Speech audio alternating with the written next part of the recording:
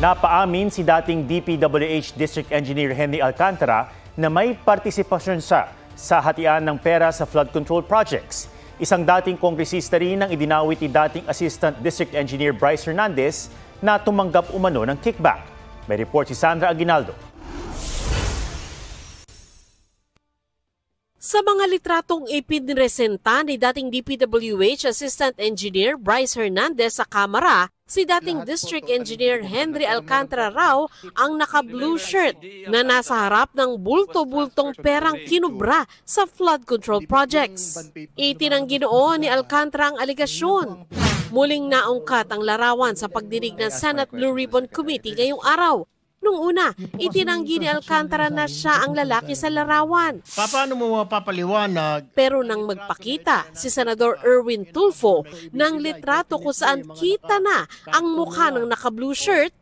Yes, Senador, ako po yun. Yun. So kanina sinasabi wala kang kinalaman dyan, hindi ka may-ari niyan, huwag kang isama ni Bryce. So ibig sabihin, itong patunay na may kinalaman ka sa mga partihan na yan.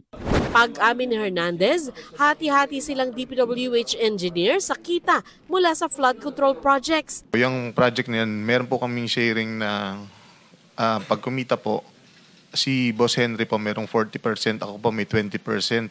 Si Engineer JP meron po 20% at si Engineer Paul Duya meron din po 20%.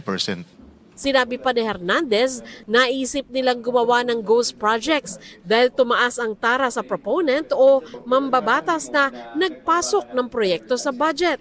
Pero hindi raw alam ni Hernandez kung sino ang mga proponent. Si Alcantara raw ang nakakaalam nito. Nang tanungin si Alcantara, sinabi niyang nagsusumite na lang siya ng wish list sa regional office ng DPWH. Sino po yung proponent na sinasabi ni Bryce? Hindi ko po alam sa kanya, Your Honor. Every time po na may tatanong sa kanya, puro po ang turo sa akin. Pero hindi ito umubra sa mga senador kaya kinontempt siya. Dalawang hearing na itong nagsisinungaling. Sa mga taong sa baba, lahat may kasalanan, ikaw wala. District engineer ka, hindi mo alam na may ghost project. Sa pagtingin sa isang litrato, isang dating kongresista ang idinawit ni Hernandez. Hindi, sabihin mo na lang, para kanino itong mas malapit ito? Ang nakalagay po dyan is Mitch po. Kung hindi po na maling pagkakatanda ko, ang sabi po dyan ni Boss, para po kay Mitch Kahayon po yata yun. Si Mitch Kahayon Uy ay dating kongresista at dating opisyal sa DSWD noong Administrasyong Duterte.